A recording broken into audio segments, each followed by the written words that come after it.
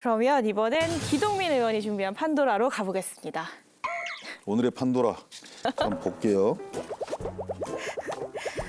그래서 오늘의 판도라는 뭐죠? 정부의 땡땡이 사라졌다 이겁니다. 정부의 땡땡이 사라졌다. 네. 추미애 의원이나 뭐 이렇게 박범계 의원 같은 강성이 사라졌다? 뭐가 될까요? 좋습니다.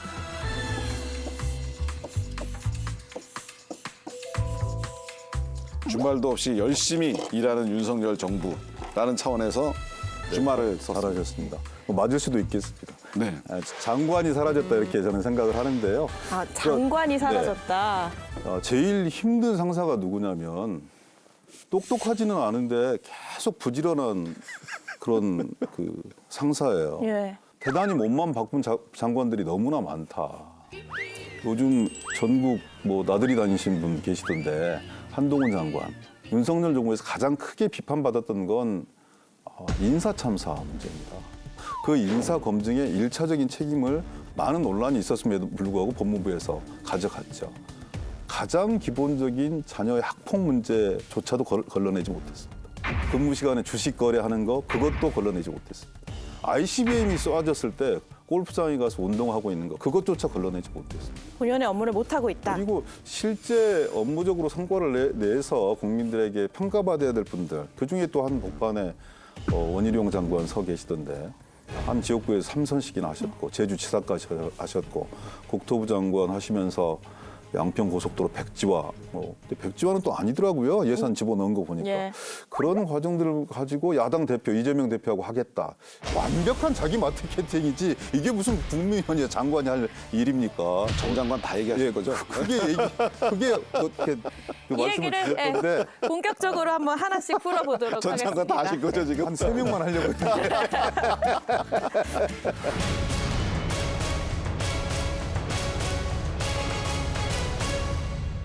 네. 윤석열 정부 국무위원들의 이 내년 총선 출마가 가시화되는 분위기인 것 같아요. 박민식 장관 얘기도 나오고 추경호 부총리까지 포함해서 총선 출마 거론되는 국무위원들이 지금 많은 상황입니다. 원래 이렇게 좀 여당 같은 경우에는 통상적인 일인가요? 아니면 뭐 이례적으로 많다 이렇게 봐야 하는 건가요? 이례적인 게 아니고 의례적인 거죠. 의례적이다. 네, 왜냐하면 이제 문재인 정부에서도 그때 총선이 있었잖아요. 그때 장관님들이 그때 7명인가 8명인가 그때 나왔었죠. 예. 좀 자연스러운 현상이라고 좀 보여지고요. 한꺼번에 한 7명, 8명 거기에 차관들까지 막 휩쓸리기 시작하면 사실상 지금 뭐 국정은 올스톱이라고 봐야 되는 거고요. 예를 들어서 추경호 경제부총리가 지금 예산을 총괄하고 있습니다. 59조 세수결손 생겨서 2년 연속 세수결손 생겨서 국민들에게 사과했어요. 근데 그분은 누구도 여기 남아있을 분이라고 생각하지 않습니다. 이 시선은 여의도로 와 있다는 걸 부처 공무원들이 다 알고 있기 때문에 예산 자금이 제대로 잘 될 것이냐 걱정되고 고민돼서 좀 드리는 말씀이어서. 여기 와서 다시 국회의원 할 사람이기 때문에 공무원들이 오히려 더 신경 쓰고 그리고 공무원 출신 장관보다는 정치인 출신 장관들이 아무래도 장악력이 훨씬 있습니다. 총선 기획단에 포함되어 있는 이양수 의원이 내각을 저렇게 평가해 주잖아요. 그러면 총선 기획단 자체가 날아가는 거예요. 엄하게 질타해야 됩니다. 정권의 지지율이 30% 안팎이 말이 됩니까? 그 중추를 담당하고 있는 내각의 책임자들이 총리와 장관들이에요. 돌아올 생각하지 말고 국정 운영해라. 정치인 출신 장관들 예. 거기서 제대로 된 평가받는 사람들이 얼마나 있습니까? 정신 똑바로 차리고 국정에 매진해라. 이렇게 얘기해 주는 게 맞아요. 제가 드렸던 말씀을 그대로 다시 이제 되돌려서 할 텐데 저희 내각들 정신 바짝 차리려고 이야기를 계속 하고 있고요. 오늘 말씀을 들었으니까 잘하고 있다면서요. 더 정신 차릴 수 있도록 노력을 하는데 나름대로 책임과 사명감을 가지고 국민들 민생을 위해서 노력하고 있다는 말씀 드리고 이양수 의원님 한번 여쭤볼게요. 혹시 내각의 장관들이 가끔씩 와서 이렇게 이 주요한 정책에 대해서 상의하고 소통합니까?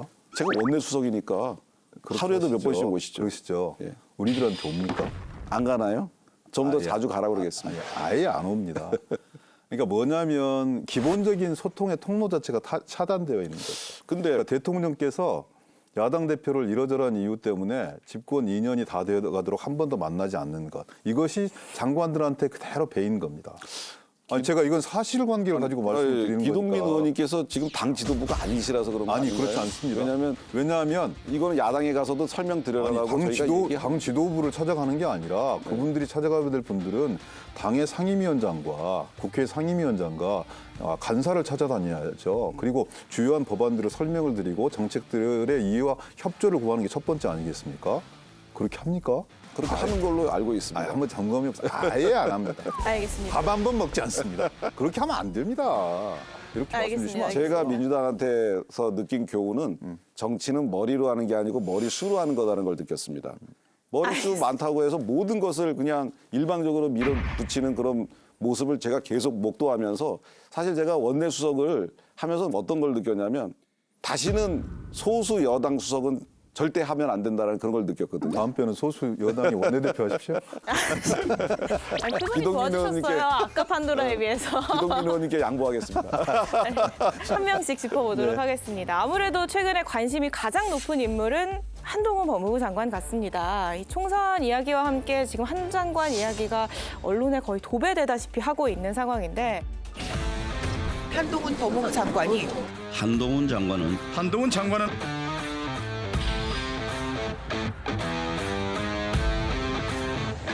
신의에서 스타 장관들 험지 출마. 저는 스타 장관이 아니고요. 저는 그냥 법무부 장관으로서 최선을 다하겠다는 말씀드립니다.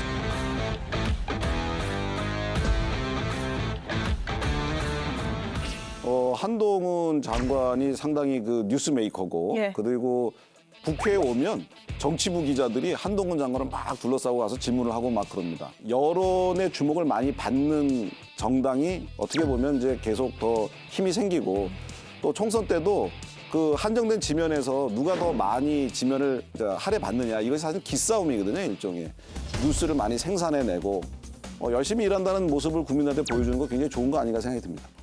어떻게 보셨어요? 재밌게 보고 있죠. 재밌게 보셨어요? 양날의 칼일 겁니다. 양날의 칼일 거다. 네. 사실상 한동훈 장관은 야당과 이재명 대표에 대한 표적 수사 탄압 여기에 맨 선봉에 서 계셨던 분이고 그것으로 인해 하나의 아이콘이 되었던 거죠. 구속영장 청구가 기각되면서 한판패 당했다고 저는 생각합니다. 한동훈 장관 말씀도 잘 하시고 예. 옷도 잘 입으시고 또 워낙 또 한편에서 이전의 정치인이 갖지 않았던 이런 이 모습들을 보여주는 측면들이 있기 때문에 좀 약간 신인류과예요. 새로운 이 과인 거고 거기에 일부 대중이 저는 환호하고 있다고 생각합니다. 만약에 선거에 뛰어들면 어쨌든 민주당의 적인 셈이잖아요. 네. 위협적인 적이 될까요? 위협적인 카드죠. 우리 당에 가지고 있지 않은 소중한 장점과 자산을 가지고 있는 사람이죠. 그렇지만 윤석열 정권의 이미지를 더욱더 강화시켜서 윤석열 심판 선거의 성격들을 더욱더 확대 재생산시켜낼 수 있는 위험성이 국민의힘에는 저는 있을 거라고 생각을 하고요. 지금까지는 잘 이 관리된 동물원에서 살았을 겁니다. 환호하고 준비된 발언들을 하고 여의도는 정글의 세계거든요. 예. 알고 그대로의 세계입니다. 준비된 대로 되지 않고요. 부지불식간에 튀어나오는 이 질문과 그리고 연쇄적인 검증 이런 부분들에 대해서 항시적으로 노출될 수밖에 없는 그런 상황입니다. 현안 문제에 대해서 다 답변해야 됩니다. 예를 들어서 김건희 여사 문제에 대해서 답변해야 됩니다. 그리고 당청 관계에 대해서도 답변을 해야 됩니다. 이런 모든 문제들에 대해서 과연 얼마나 준비되었을까 그리고 약의 측면들이 분명하게 있는 것이지만 독의 측면들이 훨씬 더 커 보이는데 너무 낙관하고 있는 거 아닌가라는 그런 조심스러운 분석을 좀 드립니다. 그런데 한동훈 장관이 국민들한테 환호를 얻고 어디 가면은 이렇게 뭐 사인해달라고 그러고 사진 찍자고 그러고 이렇게 인기가 좋아진 거는 계속해서 민주당에서 한동훈 장관을 두드리면서 한동훈 장관을 굉장히 크게 만들어준 그런 효과가 저는 있다고 보여집니다. 그래서 한동훈 장관이 정말 우리 총선에 도움이 될지 아니면은 독이 될지는 뭐 나중에 나와봐야 알겠지만 제가 지금 보는 견지에서는 아무래도 언론을 많이 이렇게 끌고 다니고 언론의 주목도를 받음으로써 우리 총선이 관심도가 높아질 것이고 한동훈 장관 개인적으로 제가 몇 번 봤습니다만 굉장히 스마트하고 소신 있고 그 정치인의 어떤 자질을 가지고 있어요. 뭐 내년 총선에 가용한 좀 자원들이 좋은 자원들이 많이 나와야 된다는 차원에서 내년 총선에 좀 나와주시기를 부탁드려야 되지 않나 생각합니다. 지금 굉장히 많은 얘기가 나오는 것만큼은 사실이에요. 주목받는 인물인 거는 분명해 보이는데 정청래 의원이 이런 얘기를 했습니다. 출마를 굳이 말릴 필요 없다. 야당 입장에서는 한동훈 후보는 최약체 후보다. 이런 얘기를 했는데 동의를 하세요? 정치의 첫 대비가 중요하거든요. 어떤 역할로 돌아올 거냐. 예를 들어 종로에 자기의 모든 것들을 받고 승부수를 한번 던질 거냐. 예. 이러면 사람들이 다시 한번 쳐다볼 수 있는 기회가 생길 거고요. 아니면 집권 여당을 집권 여당답게 자생성을 가진 집단으로 이끌어 나가는 데는 상당히 제약 요인이 많은 그런 분이다 이렇게 생각합니다. 예, 민주당 의원들께서 최약체 후보다, 뭐 나오고 붙자, 막 이런 얘기하는 것은 사실 허장성세라고 저는 보여지고요. 한동훈 장관이 그분들보다는 훨씬 인기가 저는 있다라고 보여지고 한동훈 장관이 그 여의도 사투리를 쓰지 않겠다. 정치를 하게 되더라도 5천만 국민들이 쓰는 언어를 하겠다라고 하는 것이 저는 사실 여의도 국회의원들이 여의도 정치가 어떻게 보면은 좀 국민들 뜻을 맨날 따르겠다고 하지만 안 따른 적도 양당 모두 많아요.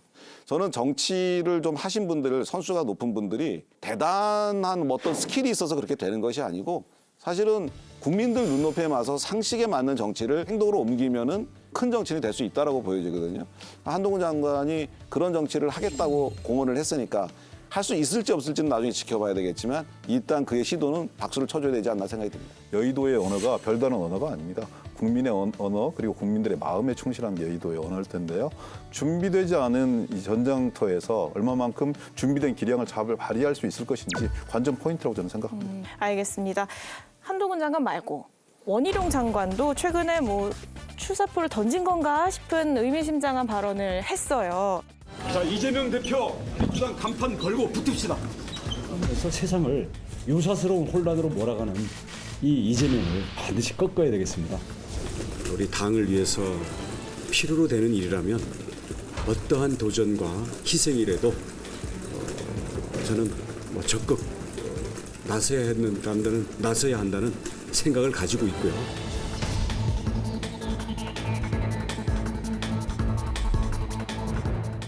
원희룡 장관의 일성이 어떠한 희생과 도전 다 감수하겠다.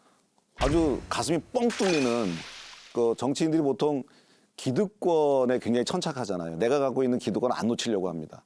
그런데 뭐 이기든 지든 당에서 원하는 대로 난 희생을 요청하면 하겠다라는 이런 이야기를 하는 것을 보고 역시 저 사람은 큰 정치인이다라는 생각이 들었어요.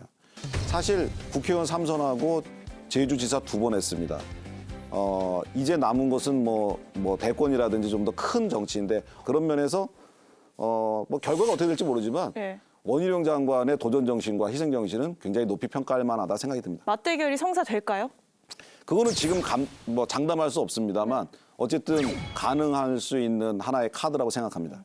국정에 전념하고 마무리하셨으면 좋겠는데 정 오고 싶다면 이소영 의원이 있는 의왕이나 한준호 의원이 있는 고향으로 가셔서 의왕이나 고향으로 가라. 그동안 상임위 과정 속에서 보여줬던 그런 모습들을 깨끗하게 털어내는 과정들이 선거를 통해서 이루어지는 게 합당하다. 너무 자기 마케팅 심하게 하는 거고요. 좀 강력 추천. 네, 강추입니다, 강추. 제가 보기엔 이제 기동민 의원이 원희룡 장관을 워낙에 싫어하셔가지고. 아니 그렇지 않습니다. 뭐 제가 보기에 이재명 대표는 무조건 피하고 싶죠. 지금 계속 이소영 의원이라든지 뭐 천준호 의원들, 한준호 의원입니까? 초선 의원들하고 붙으라 그러잖아요. 근데 그거는 좀 말이 맞지 않을 것 같고요. 너무 두려워하지 마시고 한번 평가를 받아보시는 것도 괜찮다 이렇게 생각이 듭니다. 예, 이재명 대표가 다른 지역구에 나갈 수도 있잖아요. 아직 총선이 5개월이나 남았어요. 어떤 선택지든 다 열려 있는 것이고요. 그 선택지를 지금 규정해서 대결구도 이렇게 짜는 자체가 호사가들의 입맛에는 맞을지 모르겠지만 당대표의 자리 그렇게 가벼운 자리 아닌 거고요. 저는 원희룡 장관 역시 본인도 성장하고 당도 성장하고 정권도 성장할 수 있는 그런 정책 선택을 하는 것이 맞지 정치를 너무나 희화화시켜내고 본인의 어떤 몸집들을 키워내기 위한 그런 수단으로 총선이 활용되는 것은 좀 그렇게 경계했으면 좋겠다는 생각을 합니다. 예, 기동민 의원의 판도라 정부의 장관이 사라졌다의 한 줄 평. 거대 야당의 횡포에 고생하는 정부다. 고생하는 정부다라고 마무리를 해주셨습니다. 아니 오늘 두 분이 재선 의원 두 분 나오셔가지고 치열하게 해주셨는데 국회 돌아가셔서 좀 협상도 하고 해 주십시오. 국민들 보기 좋게. 이양수 수석의 손에 예. 연말 전국이 달려 있습니다. 여기 달려 있는 겁니까? 그렇습니다. 네, 소수 여당 수석은 정말 힘듭니다. 구보 살펴주십시오. 그걸 잘 하시는 게 정치를 잘하는 거예요. 예.